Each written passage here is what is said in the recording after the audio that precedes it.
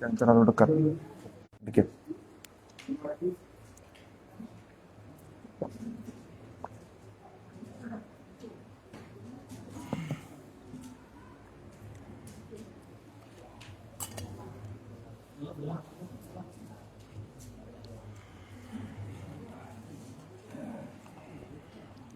Astaghfirullahaladzim. Astaghfirullahaladzim. Astaghfirullahaladzim.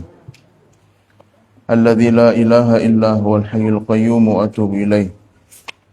Biniyatil qabul wa tamami kulli su'ul wa ma'mul ila hadratir rasul sallallahu alaihi wasallam. Nawaina qira'at kitab Minhajul Abidin lil Imam Hujjatul Islam Abi Hamid Muhammad Al-Ghazali ala ma nawabihil muallif wa aslafuna as-salihun.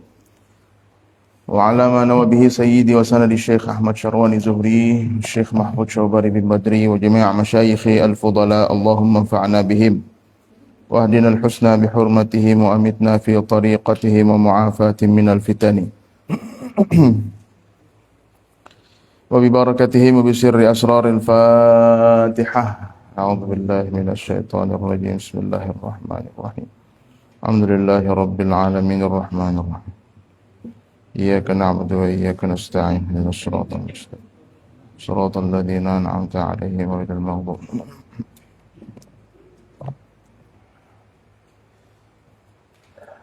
السلام عليكم ورحمة الله وبركاته.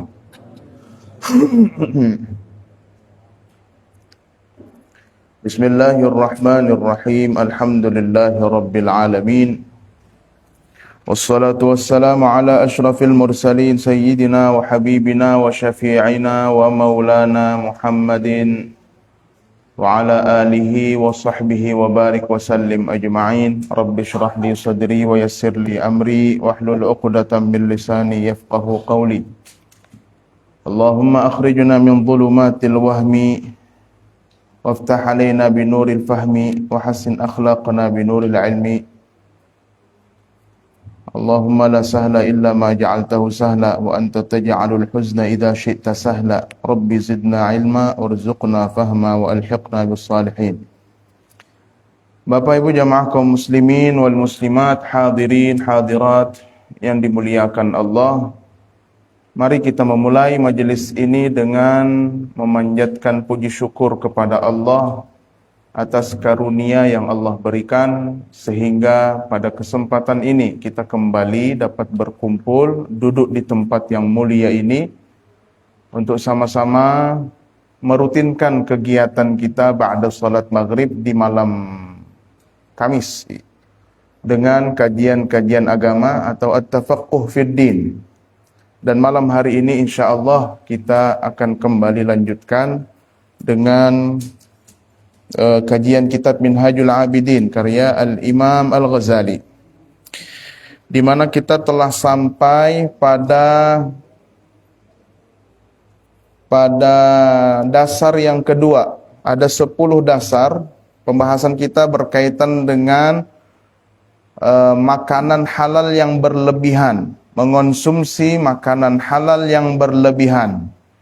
Imam Al-Ghazali pada pertemuan kita yang terakhir, beliau sampaikan, yang kita kaji adalah bahwa makanan halal yang berlebihan yang masuk ke dalam tubuh fa innahu afatul ubbad. Beliau sebut itu sebagai penyakitnya ahli ibadah. Wa baliyatu ahlil ijtihad, dan musibahnya orang-orang yang tekun dalam beribadah. Tantangannya orang yang beribadah. Tantangannya orang-orang yang bersungguh-sungguh dalam beribadah. Maka beliau katakan ada 10 dasar yang menjadi penyakit apabila perut kita terisi dengan makanan halal yang berlebih. Yang pertama adalah dengan banyak makan, maka akibatnya hati akan keras dan cahayanya akan hilang.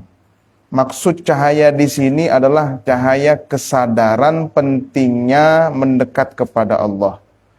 Dulu waktu kita membahas pertama-tama kitab ini, Imam Al-Ghazali mengutip sebuah hadis Innan nura idza dakhala fi qalbil 'abdi infasaha wan syarah. Nabi katakan, apabila cahaya telah masuk dalam hati seorang hamba, maka reaksinya adalah hati itu akan lapang dan terbuka. Apabila cahaya masuk ke dalam hati seorang hamba, maka hati akan menjadi lapang dan terbuka. Para sahabat bertanya, hal lidzalika min alamatin ya Rasulullah? Apakah ada tandanya itu semua ya Rasulullah? Tanda masuknya cahaya di dalam hati seorang hamba? Kata Nabi ada 3. Yang pertama, at-tajafi an daril ghurur, merasa gerah hidup di dunia. Kemudian yang kedua, wal inabatu ila daril khulud, menyandarkan amal ibadah untuk kehidupan kekal. Kemudian yang ketiga, al isti'dadu lil mauti qabla nuzulil maut. Sepertinya banyak tamu kita malam ini. Tamu binatang hujan. Wal isti'dadu lil mauti qabla nuzulil maut. Tanda yang ketiga adalah bersiap-siap menghadapi kematian sebelum kematian itu datang. Nah, ini ada kaitannya, kata Imam Al-Ghazali, dengan banyak makan, maka hati akan keras dan cahaya itu akan hilang. Cahaya itu akan hilang. Nabi mengatakan, apa alasannya? Kok apa hubungannya makanan dengan hati, cahaya hati, dengan kerasnya hati? Nabi katakan, jadi ini alasan teologis dari Nabi langsung. Nabi katakan, la tumitul quluba bikathratit ta'ami wasyarab. Jangan matikan hatimu dengan makan yang kebanyakan makan atau kebanyakan minum.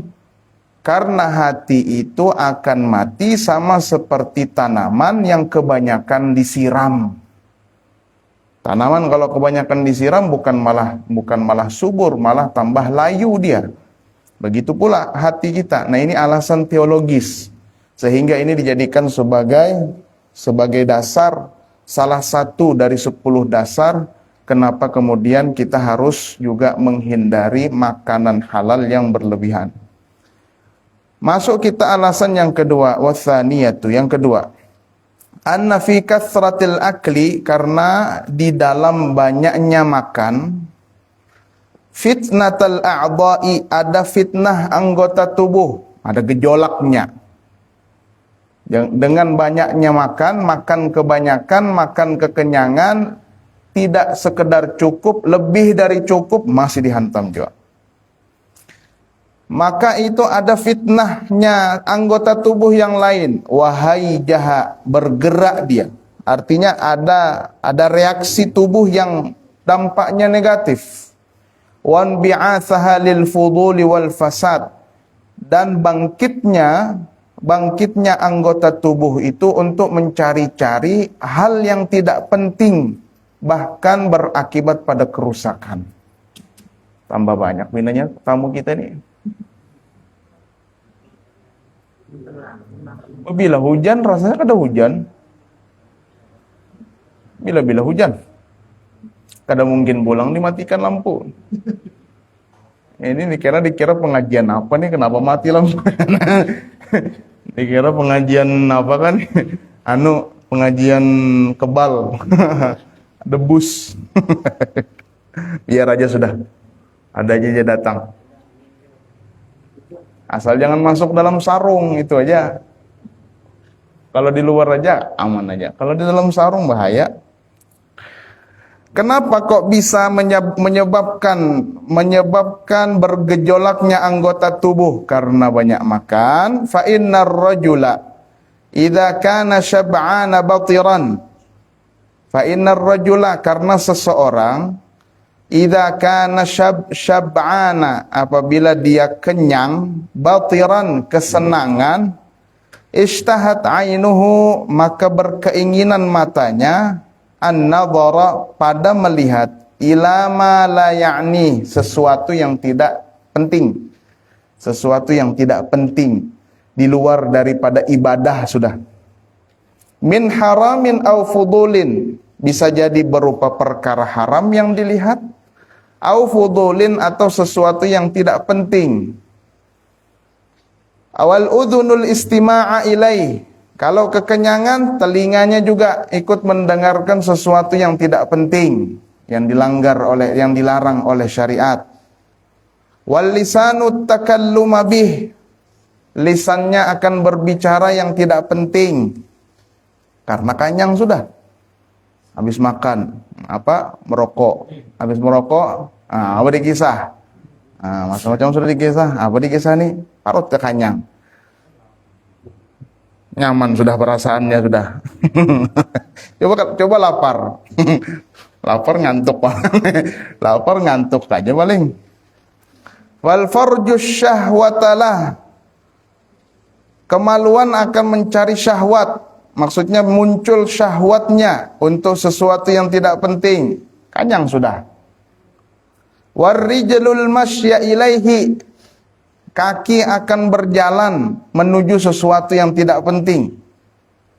Kalau sudah kenyang itulah, ya kita merasa aja sebujurnya. Kalau sudah kenyang, coba apalagi ngantuk. Wa in kana ja'ian, kalau dia lapar, nah sebaliknya. Fatakunul a'dha'u, maka anggota tubuh kulluha semuanya sakinatan tenang, hadiatan tenang. Jadi kalau sudah lapar, mana dipikir yang lain. Contohnya seperti kita puasa. Nah, kalau kita puasa tuh kan dikurangi makan, dikurangi minum, yang halal di hadapan ndak bisa dimasukkan dalam mulut, mun disentuh-sentuh aja boleh aja, tapi ngapain disentuh-sentuh aja, wadai misalnya sentuh-sentuh. Pindah kada ada kerjaan. Dipegang-pegang aja. Contohnya puasa. Contohnya lagi, puasa ini memang luar biasa dia dampaknya. Orang yang belum mampu memberi nafkah lahir batin, maka apa jar Nabi, fa'alaihi bis-shaum, berpuasalah. Kata Nabi kan, ya ma'syarasy syabab man istata'a minkumul ba'a falyatazawwaj, wahai sekalian pemuda, siapa yang sudah mampu untuk memberi ba'ah. Ba'ah itu adalah nafkah lahir, nafkah batin. Falyatazawwaj, siapa yang sudah mampu maka kawinlah segera. Fa innahu aghaddu lil basar wa ahsanu lil faraj, karena menikah itu menjaga mata, menjaga kemaluan. Wa man lam yastati' fa alaihi bis-shaum, siapa yang tidak mampu memberikan ba'ah tadi, maka berpuasalah. Al-Habib Muhammad bin Salim bin Hafidh, bapaknya Habib Umar, ada kitabnya itu Al-Miftah, judulnya membahas tentang nikah. Hadis ini dibahas juga. Kalau misalkan tidak mampu memberi ba'ah tadi, kemudian dia berpuasa, ternyata gejolak nafsunya masih naik, maka apa yang dikerjakan? Dikebiri. Potong anunya. Potong anunya. Urat anunya, bijinya dipotong. Kalau memang tidak ada jalur lain kecuali dikebiri. Karena tidak bisa juga menafkahi, disuruh kawin menyakiti bebiniannya. Lebih baik dikebiri.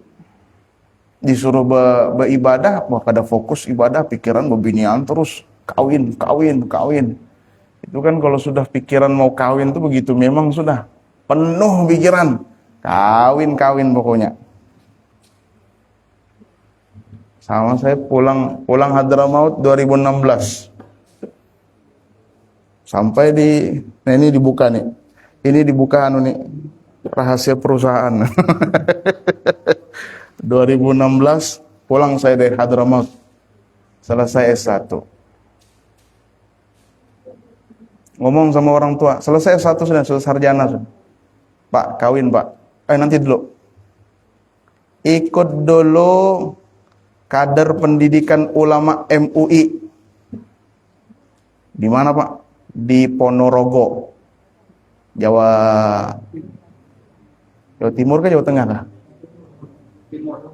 Akhirnya Bapak baik, ikat aja dulu. Berapa lama Pak? Kira 2 minggu, 6 hari, 6 bulan. Aduh, kada tahan. Nggak kuat. Awal pikiran pulang nih, kita di Tarim tidak pernah melihat perempuan. Perempuan bertutupan semua. Pasar pun pasar khusus perempuan. Ada perempuan. Berlebihan juga kalau ada orang mengatakan tidak ada perempuan keluar. Wah, banyaknya perempuan keluar. Tapi melihat perempuan tuh ya hitam, tanggul berjalan. Sekali sampai di Soekarno-Hatta, Masya Allah. Di Tarim serba tertutup, di Soekarno-Hatta serba terbuka. Serba terbuka. Wah, mantap ini. Anda bisa, untung aja bersarung mulik. Coba berselawar bisa kemana kah? Kemana? Akhirnya, ais, enggak bisa Pak. Kawin dulu. Kawin. Udah hulu kawin. Padahal tugas skripsi itu masih ada sisanya, belum diselesaikan lagi. Tapi kawin sudah dulu. Sudah kawin aja dulu. Kawin aja dulu. Enggak jadi ikut kader-kaderan. Dan 6 bulan mau dijadikan apa? Ulama apa mau dijadikan 6 bulan? Kita 5 tahun aja masih belum merasa ulama. 6 bulan mau dijadikan ulama. Nah, tapi itu terserahlah itu. Nah, itu kalau sudah pikiran kawin, makanya disuruh berpuasa. Jar Nabi, kalau tidak mampu memberikan ba'ah, maka berpuasalah. Karena kalau puasa itu bisa menahan semua. Oh, saya punya teman-teman itu memang ngomongnya kawin terus. Kalau sudah buka puasa kawin terus. Kalau masih siang mana ada ketek tasbih, terus berzikir kuat. Hafal Quran orangnya. Mana dalailul khairat tuh, salawat sebukuan tuh dibaca, mana zikir. Sudahnya buka puasa tiap hari itu Pak Haji puasa. Sudah malam baru kisah, wah nyaman juga coba bini jadi. Berkisah kawin, wah lepas sudah ini. Orang-orang luar biasa, mana hafal Quran, mana ahli sholawat juga, ahli zikir juga. Sama-sama juga di Hadramaut kan. Jadi sama-sama juga lulusnya. Tapi ini memang lulus kah orang? Lulus kok, lulus itu. Luar biasa. Itu kawan saya itu. Kalau sudah puasa, nggak ada sudah pikiran bebinian. Sudah buka puasa, baru bebinian dipikirkan. Bagus aja kamu puasa aja terus. Puasa aja terus. Nah, itu jadi dampaknya besar. Karena perut ini mesin dia. Selagi kita masukkan sesuatu yang, kalau ini pembahasan kita bukan yang haram, sudah selesai. Halal berlebihan, kenyangnya makan. Bukan cukup, kenyang. Maka bisa menimbulkan banyak fitnah itu. Anggota tubuh bisa melihat macam-macam. Tangan mau melakukan apa, kaki melakukan apa, mata mau melakukan apa, telinga mau melakukan apa, macam-macam. Kalau misalkan perut kosong atau lapar, maka seluruh anggota tubuh akan menjadi tenang. Sama kayak puasa. Makanya santri-santri ini yang belum kawin-kawin nih, suruh aja puasa. Kamu puasa lah. Enggak puasa. Yang puasa ini aja. Wih, ngeri juga, ganal juga berarti. Kalau saya dulu puasa Senin Kamis dulu. Puasa Senin Kamis. Pernah mau ikut puasa Daud. Kada kuat juga. Oh, saya kurus dulu, Pak. Haji, kurus dulu. Masuk di pesantren 3 bulan kurus. Turun 11 kilo. Jadi di pesantren turun 11 kilo. Datang kita ke Hadramaut, kurus juga. Karena pola makan berbeda. Di rumah makan nasi kuning pagi. Siang makan ayam iwak, malam makan nasi lagi. Di sana pagi makan roti, malam makan roti. Nggak boleh bawa kompor. Belum boleh bawa kompor. Setahun pertama nggak boleh bawa kompor di Yaman, nggak boleh. Jadi makan di situ aja. Waduh, kadang makan malam tuh bisa ganti roti, gantinya roti biasa malam tuh mie. Aduh, nggak tahan saya kalau mie. Tapi mau nggak mau dimakan. Turun sampai 15 kilo setahun. Lumayan diet. Maka berjalan ke kampus tuh ada 2-3 kilo berjalan batis, jalan batis. Selagi habis tahun pertama, artinya 2 semester habis. Masuk semester ketiga, pindah kota, di kota Tarimnya. Nah, di situ sudah boleh kita bawa kompor. Beli kompornya, tabung gas begini nah. Begini banyak tabung gas, baru di atas di tungkunya. Jadi begitu aja, halus-halus aja kita bawa. Kemana aja mau dibawa kompor lawan gas nih. Hendak masak di bawah pohon saja. Wah, sekali karena ada juga modal-modal biasa memasak sedih kan. Ya, masak selain masak air dan telur lah. Masak nasi goreng, masak sambal macam-macam. Nggak sampai setahun naik 15 kilo. Wih, jadi dibayar kontan sampai makannya. Karena di setahun pertama sakit hidup. Ini wah udah nyaman nih. Beli bawang, beli apa nyaman sudah. Nah, jadi kalau kembali lagi perut ini luar biasa. Nah makanya apa hubungannya puasa itu dengan apa jar Nabi?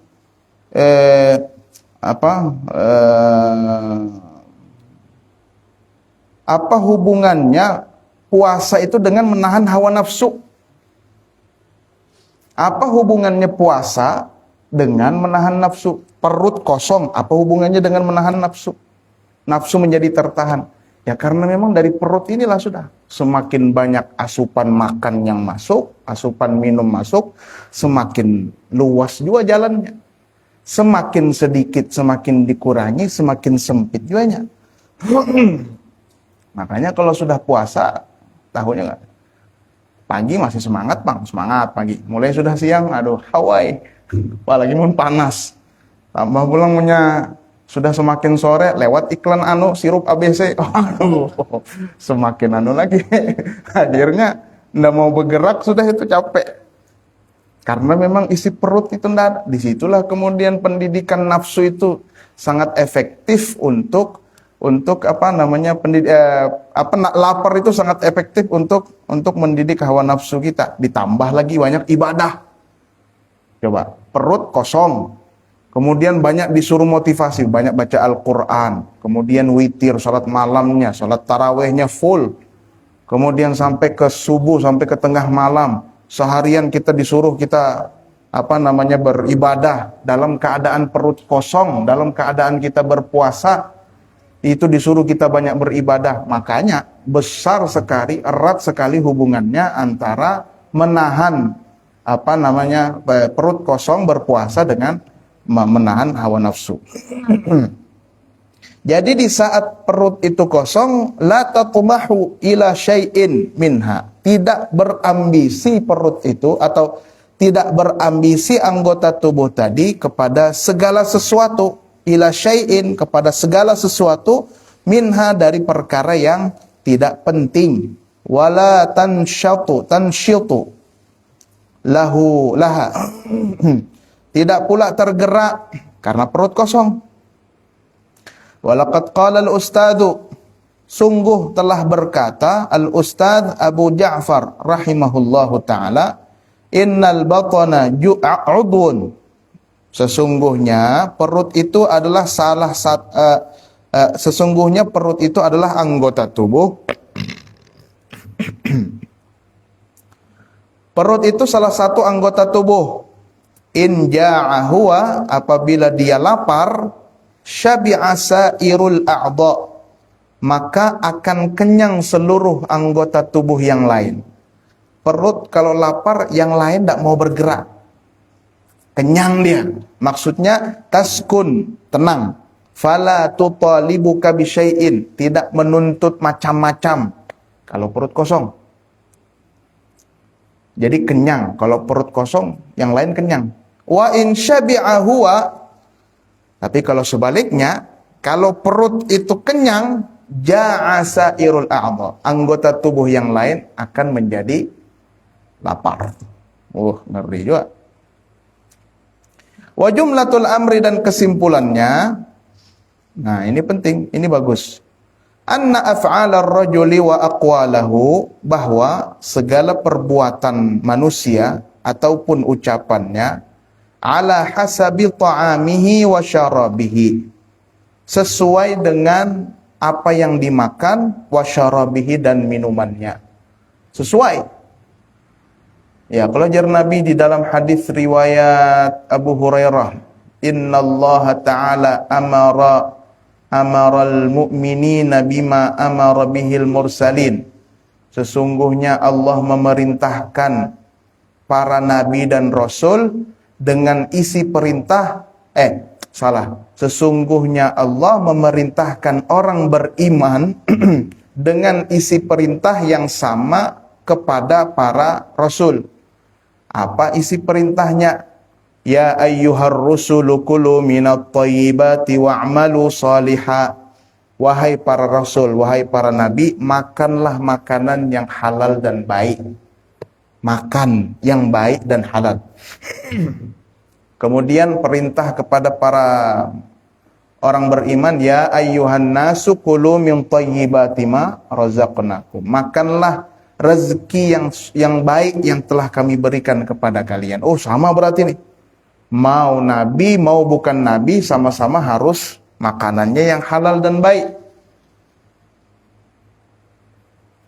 Terus jar Nabi, jar Abu Hurairah, kemudian thumma dzakara ar-rajula yutilus safar. Nabi kemudian setelah menyebutkan itu menyebutkan ada orang yang kumuh, asy'atha aghbar, yang kumuh bajunya, berdebu kepalanya gara-gara keliling-keliling, panjang perjalanannya, miskin, menggembel, menjadi gelandangan, sampai kumuh, sampai berdebu kepalanya, selalu meminta kepada Allah, ya Allah, ya Allah, ya Allah.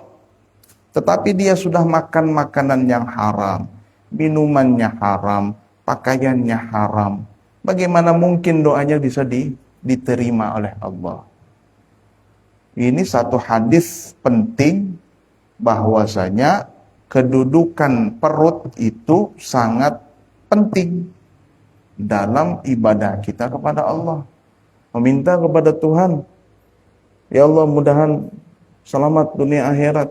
Tapi yang dimakan duit korupsi, duit mencuri, duit macam-macam. Atau duit syubhat yang sudah kita jelaskan kemarin. Sukanya membulat-bulatkan 150, 200 jarnya. Berapa harganya nih? 17.000 Pak. Maka di catatannya 16.500. Oh iya Pak, 16.500 saya. Itu baru kemarin itu. Jadi datang kurir. Berapa Pak? Saya tahu aja, sudah ada tulisannya, sudah ada. Berapa Pak? 17.000 Pak. Maka 16.500 tulisannya. Oh iya Pak, 16.500 saja. Coba, orang suka tuh membulat-bulatkan. 1 sen aja punya kita itu tidak boleh diambil oleh orang lain, meskipun 1 sen tidak ada bentuknya. Tidak ada bentuknya. Kita sekarang yang paling kecil berapa koin tuh? 50 masih ada lah. Masih payu lah. 50 berarti, 50. 1 rupiah aja misalkan, itu tidak bisa diambil, jangan diambil. Lebih baik kita yang berkorban daripada kita ngambil duit orang. Yang kayak gitu kemudian jadi gawian. Duit hasil pembulatan, gajinya kita ambil. Ya, kalau 1 orang dapat 20 perak, 20 sen aja misalkan, hasil pembulatan. 1, kalau yang belanja 50 orang sehari, berapa banyaknya sudah? Luar biasa sudah itu. Bukan hak kita. Punya orang. Itu yang dipakai, makankan anak, makankan istri, habis. Rusak jadinya. Nah, wa jumlatul amr. Jadi segala perbuatan kita Bapak Ibu tergantung dari apa yang masuk ke dalam tubuh. Makanya jar Nabi kan, innal halala bayyinun wa innal harama bayyinun wa bainahuma mushtabihat la ya'lamuhunna katsirun minan nas. Perkara halal sudah jelas, perkara haram sudah jelas, yang syubhat ini yang di tengah-tengah tidak ada banyak orang yang tidak tahu. Hadis ini panjang nih, habis membahas halal haram itu baru Nabi di ujungnya mengatakan Ala wa inna fil jasadi mudghatan. Ingat, di dalam hati itu ada segenggam, ada sepotong daging. Apabila bagus daging ini, maka seluruh anggota tubuh baik. Kalau rusak, maka rusak seluruhnya. Ulama kemudian menyebutkan urusan hati kita ini dilihat dari halal, haram, syubhat yang masuk ke dalam perut. Itu kaitannya. Di situ kaitannya. Jadi tidak bisa dianggap remeh. Tidak bisa dianggap sepele. Nauzubillah, jangan sampai. In dakhalal haram, apabila yang masuk adalah perkara haram, kharajal haram. Hasilnya, outputnya pun haram juga. Wa in dakhalal fudulu, apabila yang masuk halal berlebihan, kharajal fudul, yang keluar pun sama. Jadi cash and carry, apa bahasanya itu? Apa yang masuk itu juga yang keluar. Ka'anna at-ta'ama badrul af'al, seakan-akan makanan itu diposisikan sebagai bibit dari perbuatan. Wal af'ala nabatun tabdu minhu, dan gerak kita, perbuatan kita itu adalah tanaman yang muncul dari makanan. Lagi-lagi makanan. Wasalisatu, yang ketiga. Tadi yang kedua sudah, bahwa banyak makan dapat menyebabkan fitnah anggota tubuh, bergerak dia, bergejolak. Yang ketiga apa? Fi kasratil akli, anna fi kasratil akli, bahwa banyak makan qillatal fahmi wal ilmi, pendek pemahamannya, sempit ilmunya. Fa innal bitnata, karena perut yang penuh, tudhibul fitnah, akan menghilangkan kecerdasan. Orang kalau gemuk, bungul, maksudnya karena kebanyakan makan. Jadi kita itu bukan berarti kemudian makan kita yang cukup biasa itu. Saya makan, sudah cukup, udah. Itu disebut kenyang, itu belum disebut kenyang, itu masih disebut cukup.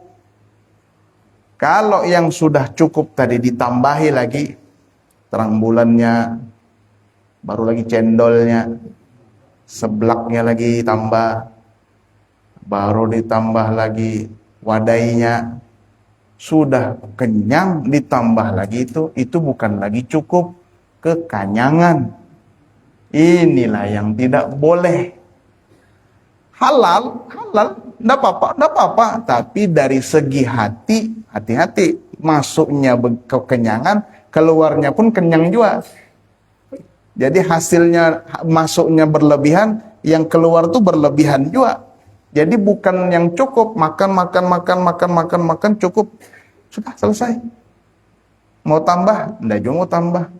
Cukup sudah. Nah, kalau sudah cukup, oke, cukup.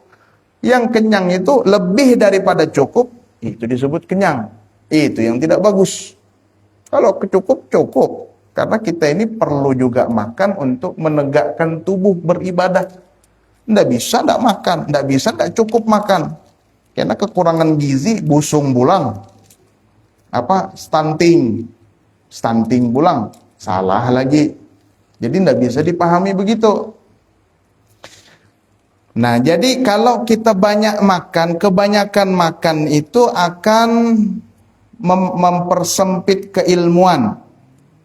Sulit untuk memahami, sebab perut yang penuh dengan makanan itu akan menghilangkan kecerdasan. Walaqad sadaqad Darani rahimahullah, sungguh benar Ad-Darani mengatakan, haitsu qala, idza aradta hajatan min hawaijid dunya wal akhirah, idza aradta hajatan, kalau kamu menginginkan sebuah hajat, min hawaijid dunya wal akhirah, dari hajat dunia atau akhirat, fala ta'kul hatta taqdiyaha, maka jangan kamu makan sampai kamu selesaikan hajatmu. Fa innal akla, karena makan itu yughayyirul aqla, dapat merubah akal. Mau melakukan sesuatu, mau makan kata Imam Ad-Darani, kalau kita mau melakukan sesuatu sebelum makan, jangan sesudah makan. Sudah makan berubah lagi, ngantuk, ya ngantuk sudah. Bila lagi kenagin dulu, goreng-goreng dulu, goreng-goreng. Akhirnya ndak jadi. Fa innal akla yughayyirul aqla, berubah akalnya. Wa hadza amrun zahirun alimahu man ikhtabarahu. Ini adalah perkara jelas, alimahu man ikhtabarahu, diketahui oleh orang-orang yang teliti. Warabi'atu, barangkali terakhir yang keempat. Sudah isya kan? Oh, belum lah. Warabi'atu yang keempat. Berkisan kayak ini lapar sudah perut nih. Anna fi kathratil akli qillatul ibadah. Kebanyakan makan, ibadah kurang. Nah, ini. Untung kalau banyak makan kuat ibadah, lebih baik banyak makan pian. Ini mun banyak makan pemalas juga. Hawai. Li'annahu, karena idza aktsaral insanu, apabila manusia memperbanyak al-akla makan, thaqula badanuhu, berat badannya. Nyata sudah. Wa ghalabathu 'ainahu, matanya mengalahkan dia, ngantuk. Wa fatarat a'dha'uhu, lemah anggota tubuhnya. Fala yaji'u minhu syai'un, maka tidak ada yang datang, maka tidak ada yang dikerjakan. Wa ini jitahada, meskipun dia sudah berupaya keras, illan nauma, kecuali hanya tidur, guring aja. Syukur-syukur kalau banyak makan kuat beribadah. Nah, makanya mun banyak makan ini bagusnya olahraga. Jangan banyak makan guring, habis itu guring pulang, diabetes. Diabetes mellitus, basah lagi. Tatak batis sudah itu. Iya. Olahraga. Ustadznya olahraga juga. Kada olahraga bahaya. Itu kalau makan enggak banyak makan, Pak. Sarapan tuh mihun satu. Mihun harga 5.000 tuh. Segenggam tuh mahal tuh dimakan. Jadi kadang tuh makan sarapan tuh enggak juga sampai level cukup. Tapi yang jelas liur sudah terasa. Tapi kadang juga kanyang juga biasa juga. Kanyang. Berjalan keluar, berjalan, membawai berjalan ke kanakan. Pada makan nih. Makan sudah. Nyaman makanan. Bah, ini enggak dihabisi. Atau biasanya kita sudah habis, yang anak belum habis. Jar mamanya, habisi bah. Aduh. Mesin penghancur. Habisi bah, habisi. Kanyang akhirnya. Nah, itu juga kadang. Ya sesekali lah. Sesekali. Tapi umumnya kalau makan biasa pagi. Pagi itu makan nasi sekepalnya ini, ayam sepotong. Dah, tadi makan. Atau makan makanan santri. Apa yang dimakan santri saya makan juga. Itu juga enggak banyak. Sepiring. Tapi bukan berarti kemudian wah berarti kada kenyang makan nih guru nih. Enggak kenyang juga ya kadang. Melihat makanan, wah soto Betawi nih. Ini soto Betawi bertambah. Karena jarang nih dijual di mana? Di Samarinda ada dijual. Tenggarong enggak tahu di mana soto Betawi ya. Dia ada. Ada di Antasari ada. Harganya 55.000. 55.000 semangkok, belum nasinya lagi. Padahi mamanya, kita bikin daripada bikin. Masih ada kalau daging kurban masih belum habis. Ayo kita eksekusi. Ini sudah makan nyaman, bisa kalap juga. Nah, jadi banyak makan itu akan apa? Sedikit ibadahnya, lebih enak di atas kasur aja. Makanya banyak orang obesitas. Saya yang enggak habis pikir itu ada orang Orang Eropa tuh ternyata Eropa itu menghadapi satu masalah juga Pak, obesitas. Bukan hanya di Eropa, di Arab pun begitu juga sama. Orang beratnya sampai 300 kilo. Ada yang sampai 400 kilo. Wah, ya Allah, kayak apa makan? Makannya itu pagi aja tuh bisa 8 pikul lanu. Kalau nasi bukan nasi, Pang. Roti. Dimakan dengan daging pulang. Baru makannya makanan tidak sehat sudah. Junk food itu yang McD, KFC itu dimakan. Baru Coca-Cola dimasukkannya. 300 kilo. Umat. Itu yang nah karena memang di Eropa, apalagi orang Arab itu biasanya di Arab sana itu orangnya jarang mau bergerak, pembantunya yang bergerak. Makanya banyak orang Indonesia jadi pembantu. Nah, pembantu. Jadinya yang bergeraknya nyaman aja di hadapan TV. Nah, gitu aja sampai mati. Gitu aja. Orang Arab, orang Eropa tuh. 300 kilo coba. Akhirnya pakai oksigen. Karena udah bisa lagi bernafas. Kada bisa bernafas, menangis-nangis sudah. Tapi makannya masih kuat juga. Ini penyesalan, tapi penyesalannya setumat mahal. Makannya tuh makanan tidak sehat. So. Minum Coca-Cola. Pagi tadi lagi saya lihat di mana? Di El Salvador, di Spanyol. Orang dari tempat namanya tempat. Itu orang konsumsi Coca-Cola mulai dari umur 2 tahun sampai betuhaan. Sehari Coca-Cola tuh bisa sampai 3 liter, 4 liter. Bahkan dikasih gratis. Nah, tersebut pulang merek. Nggak usah sudah. Nggak jadi skip. Bahaya. Skip. Coba, sampai meninggal apa? Obesitas. Meninggalnya obesitas. Itu kadang saya tuh, badan besar nih. Kayak apa badan besar nih? Ya, olahraga.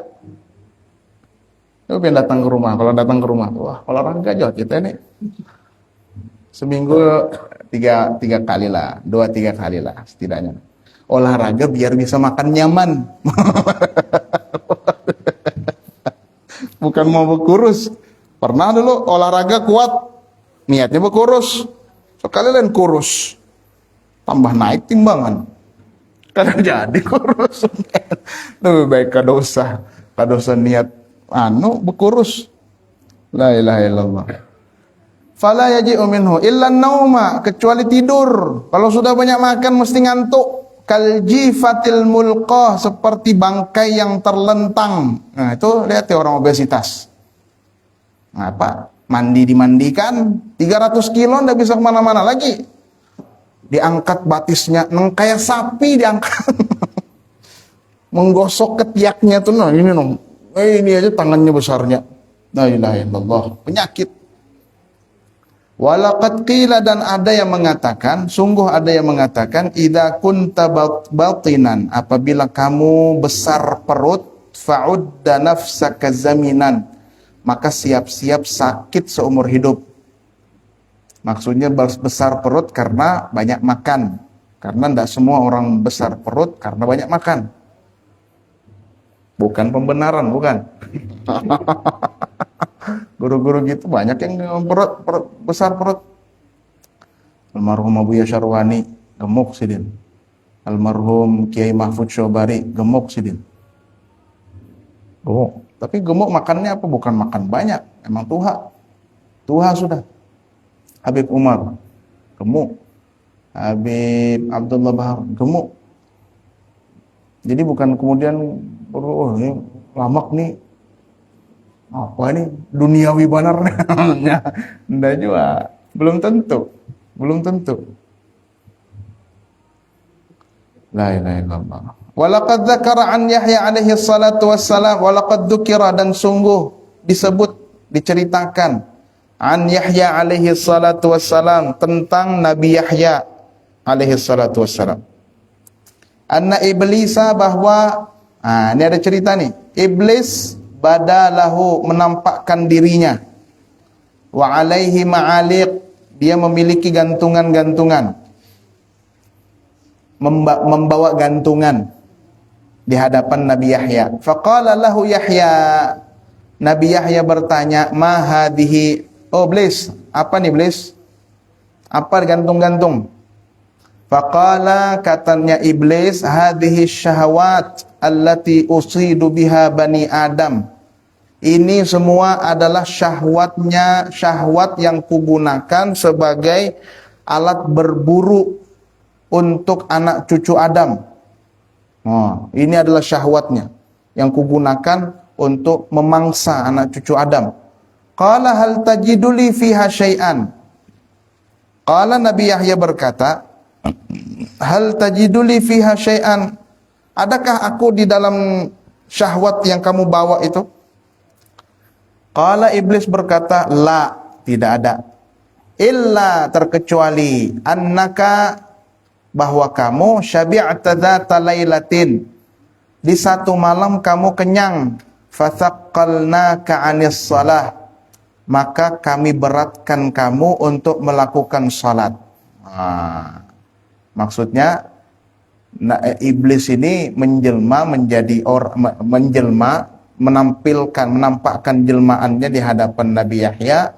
Kemudian dia membawa semacam ma'aliq, jadi kalau orang itu biasanya tempat untuk menggantung daging. Berarti kan ada besinya tuh. Ada besinya.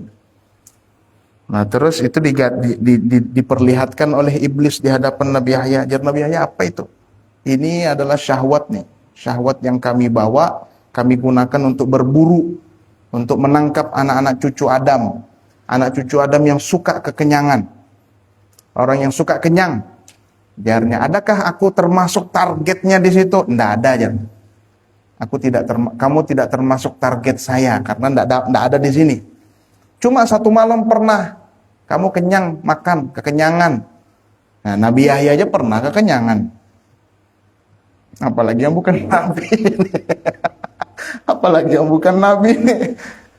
Nabi Yahya kekenyangan. Kamu pernah suatu malam itu kekenyangan, jadi kami kami buat kamu berat melakukan salat. Faqala Yahya alaihi salatu wassalam. Nabi Yahya kemudian menjawab, la jarama anni la ashba'u ba'daha abadan. Mulai hari ini, aku la ashba'u, tidak akan kenyang, ba'daha abadan, setelahnya lagi, untuk selama-lamanya. Tidak mau lagi kenyang. Faqala Iblis juga menjawab, la jarama anni la ansahu ba'daha ahadan abada. Kalau begitu, saya pun tidak akan memberi nasihat lagi tentang hal ini kepada siapapun selama-lamanya. Berarti Nabi Yahya jadi dinasihati, dibawakan gantungan tadi. Jadi Iblis, tidak mau lagi dah, cukup kamu aja dah, yang lain aku berdiam aja, biar aja masuk di sini. Fahadihi fiman lam yashba'. Ini adalah contoh fiman tentang orang lam yashba' fi umurihi illa lailatan wahidah, yang tidak pernah kenyang seumur hidupnya terkecuali satu malam saja. Satu malam. Bisa. Fakaifa, maka bagaimana biman la yaju'u fi umurihi lailatan wahidah thumma yatma'u fil ibadah. Fakaifa, maka bagaimana biman dengan orang la yaju'u fi umurihi, yang tidak pernah lapar seumur hidupnya, lailatan wahidah, meskipun satu malam saja, thumma yatma'u fil ibadah, kemudian dia berambisi melakukan ibadah. Tidak bisa. Kalau tidak pernah lapar, maka tidak bisa dia beribadah. Kalau terus kenyang aja hidupnya, tidak bisa dia beribadah meski lemah.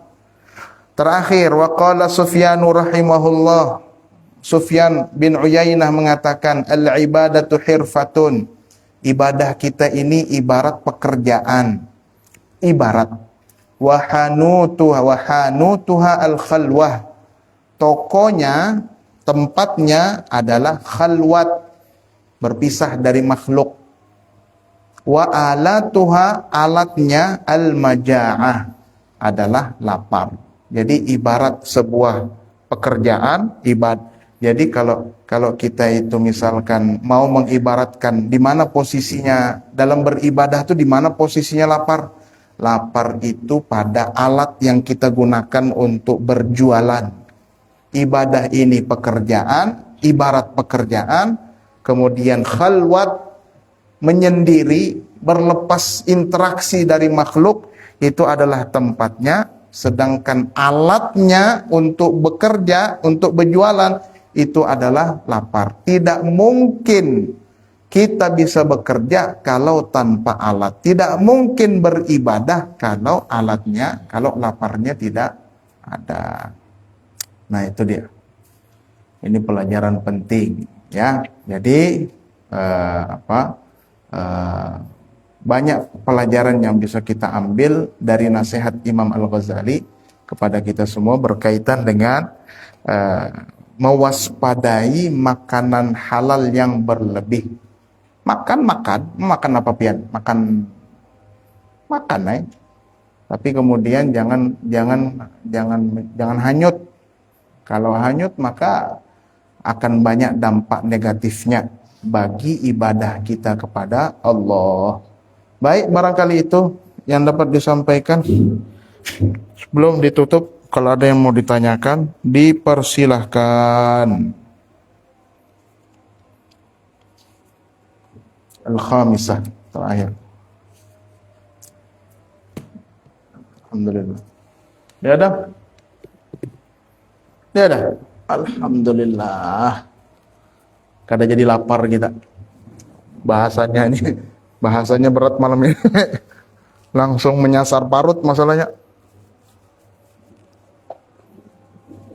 Baik, itu saja. Mudah-mudahan yang disampaikan bermanfaat untuk kita semua. Saya akhiri. Wallahul muwaffiq ila aqwamit thariq. Assalamualaikum warahmatullahi wabarakatuh.